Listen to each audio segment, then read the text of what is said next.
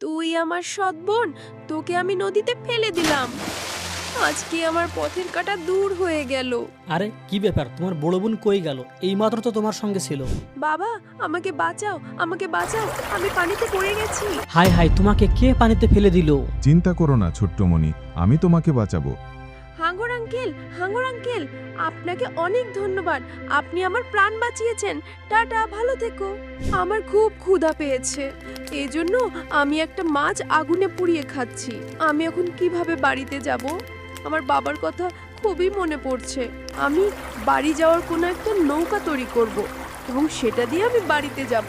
হায় হায়, এ কি হয়ে গেল? নদীতে প্রচন্ড ঢেউ হচ্ছে, আকাশে বিদ্যুৎ চমকাচ্ছে। বাবা, তুমি কোথায়? এই তো আমার বাড়ি এসে গেছি। বাবা, দরজা খোলো, আমি চলে এসেছি। মামনি, তুমি কোথায় ছিলে? আমি তোমাকে অনেক খুঁজেছি, কোথাও পাইনি। বাবা, জানো সেদিন জাহাজ থেকে সৎবোন আমাকে নদীতে ফেলে দিয়েছিল। কি বললে তুমি এই ব্যাপার? এই তোরা কোথায়?